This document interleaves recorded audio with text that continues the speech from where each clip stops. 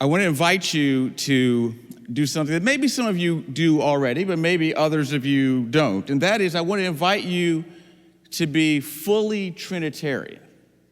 Now, when I say I'm inviting you to be fully Trinitarian, I don't mean I'm inviting you to be obtuse or boring or irrelevant.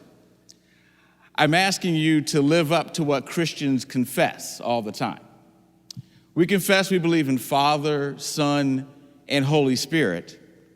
But a lot of times it's like, oh, great Father, oh, great Son, oh, Holy Spirit. I'm inviting you to be fully Trinitarian without thinking that must mean I have to be Pentecostal. That must mean that if I'm in a church like this, I need to think about running up and down this aisle or something, or speaking in tongues, something like that. I mean, if you want to, but that's not necessarily the case. But you know what is the case? If you're going to be fully Trinitarian, then you are going to be charismatic, actually. And maybe that still makes some of you nervous. Aren't those the people who don't call themselves Pentecostal, but they run around? Well, not necessarily. In fact, the fact is this. Every Christian is a charismatic Christian. There are no Christians that are ungifted. There are no Christians who have no experience of the Spirit. And the fact is, I'm asking you today to live up to that confession of someone who believes in Father, Son, and Holy Spirit. We're Trinitarian, and we're really charismatic because we're Trinitarian. Here's another way to think about it. About 10 years ago, 11 years ago, if you watched the Oprah Winfrey Show, which I'm sure is some of you, it's okay, you can admit it, it's fine. If you watched Oprah Winfrey, when you got to 10 minutes before the hour, she had this time that she called Remembering Your Spirit. Frankly, it kind of creeped me out, I have to admit, because it was kind of new agey. It was kind of new agey. But I am asking you to not remember that sort of new agey spirit, but I am asking you to really remember or embrace the third person of the Trinity, the Holy Spirit. Don't be afraid. Don't think if you embrace the Holy Spirit, it's going to make you crazy. It's going to make you really human, is what's going to happen if you really remember and embrace the Holy Spirit. We confess the Spirit. Let's also practice life in the Spirit. And there's a small dimension of that I want to talk about today. Think about it this way. The Holy Spirit works in the church, but the Spirit also works in creation. I sometimes fear that if I did a survey and I said, tell me when the Holy Spirit shows up in the Bible, that the answer would be, I know, Acts chapter 2. They'd be right, the Spirit does show up, big time. But how about Genesis 1, verse 2? Right at the beginning, first page, before you even really get into the story. There's the Holy Spirit right there. So yes, the Holy Spirit shows up in a big time way in Acts 2, but the Spirit's been big time from the beginning.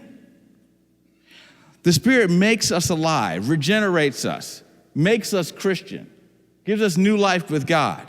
But the Spirit has been active in the world that God has made from the very start. The Spirit hasn't been on hiatus somewhere.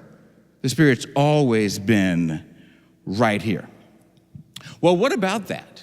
What exactly is the Spirit doing then? The Spirit makes Christians alive, but the Spirit has also been at work making possible all the things that we've heard about today. This world that God has made is not a world that is at the end of the day against us. It's a world that we can actually engage, and there's been all this language about wrestling. This wrestling is made possible because God's Spirit makes this world a world where beautiful things can emerge. Whether it's tap dancing, whether it's architecture, whether it's education, whether it's law, whether it's medicine. All those things are possible because the Spirit preserves this world. Some people talk about it. Richard Mouw, I'm sure, talked about it last year when he talked about this cultural mandate language. I think sometimes people feel like, well, I know that there was this mandate, go into the world, develop this world, but Genesis 3 makes me feel like it's just not really worth it. The Spirit's ongoing presence in this world means it is very much worth it. The mandate is still there for us. God never said, because the fall happened, all I want you to do is just run for your life. And I'll send Jesus, and he'll get ready to take you out of here. And meanwhile, just kind of hold on and, make something out of your life. No. It's always been our responsibility and opportunity to participate in this world that God has made and to make this world go somewhere. Development in its best sense. Flourishing is still possible. Fallenness doesn't eliminate the possibility of flourishing.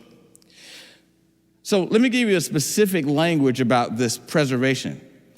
Earlier when Byron was talking about my book and some other things, he mentioned the term common grace. I'd love to assume that everybody here could pass a test if I asked you to tell me what common grace was.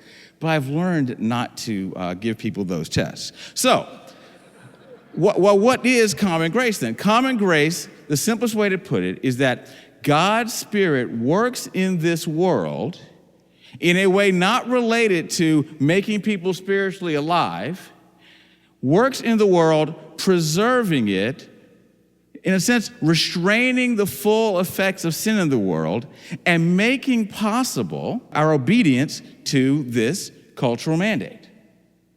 So what I'm really saying is, when I'm telling you the cultural mandate is still ours, it's because God, in his common grace, this act of mercy that he did not have to do, still makes it possible through this preserving work of the Spirit so that we can do all of these wrestling activities that we've been talking about today and other activities that perhaps haven't been mentioned.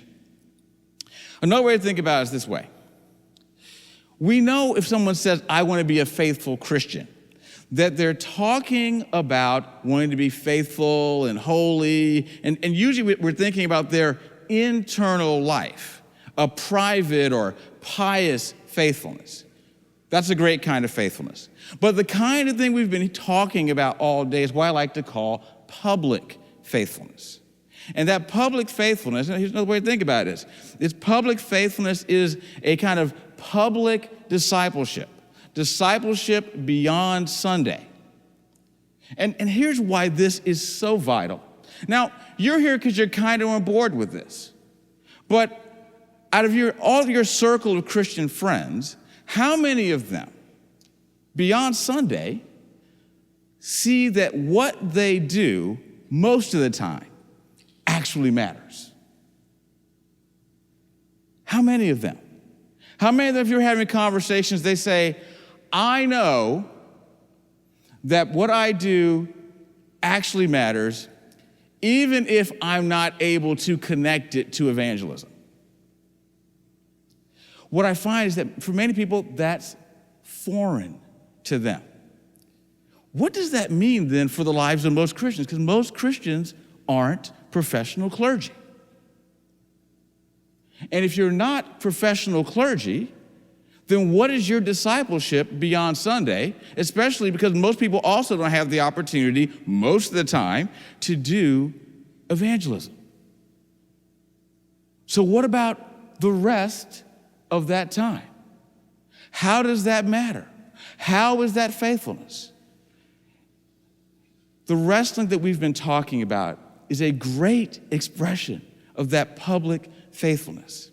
Taking the gifts, talents, and abilities that God has given us and being involved in this world that he has made.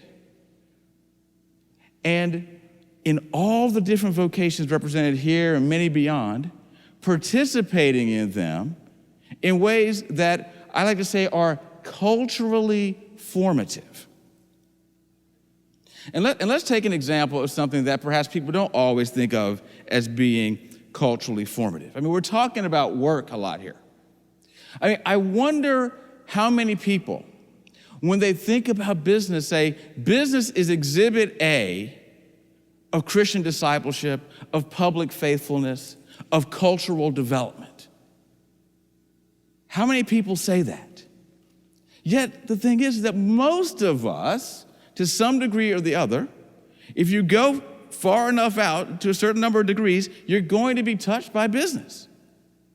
If you're touched by business, I mean, what about what all those people are doing? And is it not the case if we think about things like what we've heard already about with this toy company? What is that? I mean, is that not being involved in business, and being involved in business where you're doing what? You are creating culture. Business is public faithfulness. Business is cultural engagement. But I think it's often overlooked by us. And I'm asking you, in being fully Trinitarian and thinking about what the Spirit makes possible for us, I'm asking you, I'm inviting you to reimagine work, reimagine business, reimagine cultural engagement in ways perhaps you've never thought of before. Or think about it this way. Common grace means we have the permission to do things that we don't typically characterize as spiritual. We have the permission to participate in those things and to be thoughtfully, carefully, creatively engaged in those things. And when we're engaged in those things, God is pleased.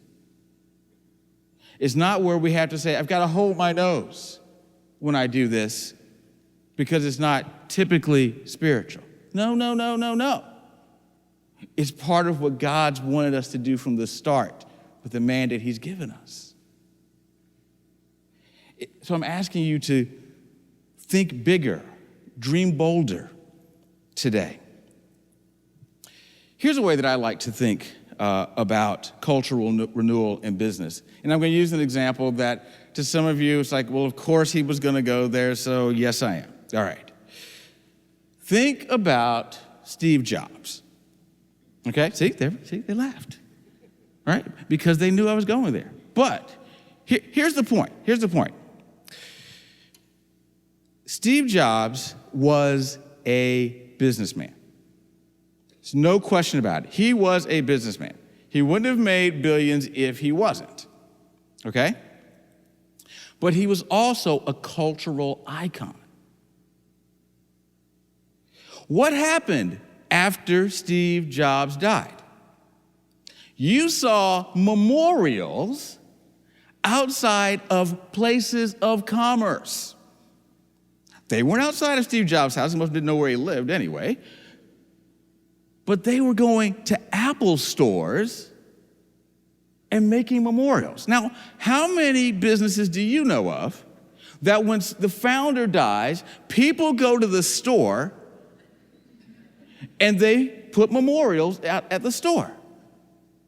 But that's what they did with Steve Jobs. Because what he did was business, but what he also did was culturally formative. And here's my question. When I'm asking you to dream boldly, are you ready to dream boldly thinking that as a Christian, I can be culturally formative? I can do something in whatever my domain is that whether it's a small thing or whether it's a large thing, I mean, it's making a cultural contribution. I think that's an opportunity for us. And I'm not sure that it's on our horizon. You know one thing I think about sometimes, and I'm saying, and what I'm going to say here, I'm not just saying it because I'm in New York. I think about what happened with the housing crisis and with the creative things that happened with people who have minds that I can't fathom, But they came up with interesting algorithms and ways that some people knew they were going to make a lot of money. But they also knew that this might be like a house that can be blown over by wind, and when it gets blown over by wind, it's going to hurt a lot of people, but probably not the people in that room. And what I wonder is, if there were Christians there, what were they thinking? I had a conversation with an investment banker this summer, and I was talking about this. He goes, I'll tell you what they were thinking, even if they were Christian, most likely. They were thinking, when they saw where this was going, they were thinking, before they got out of that meeting, what was the next trade they were going to make. And here's what I'm talking about in terms of dreaming big. What about a Christian who would be there and say, this is going to make people a lot of money, but this is wrong?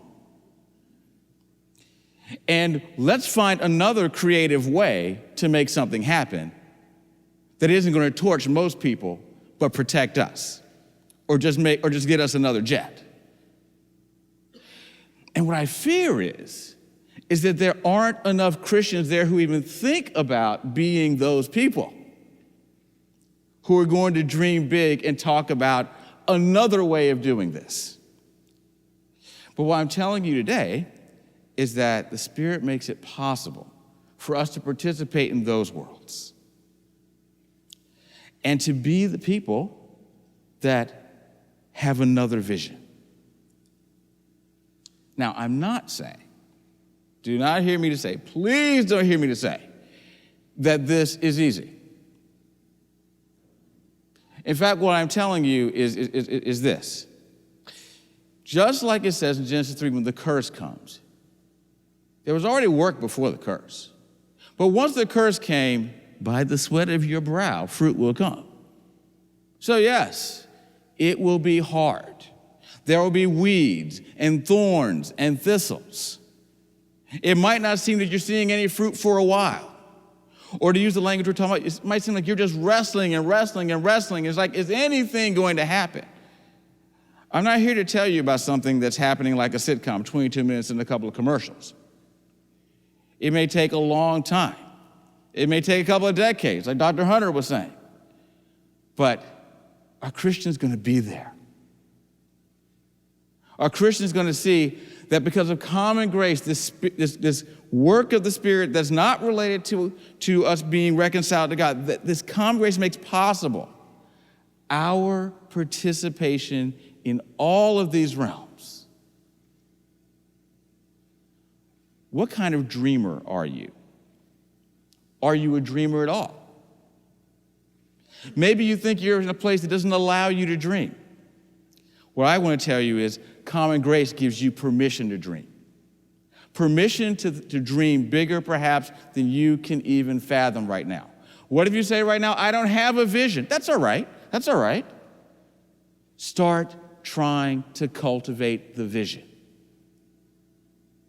I'm not here to tell you it's easy. It's hard. It'll take a long time. It may take decades. But the point is that you've got the permission, you've got the opportunity. So I'll sit down with this. I invite you to be fully Trinitarian. God's made you alive by His Spirit. That Spirit gives you eyes to see this terrain of common grace. It's your terrain.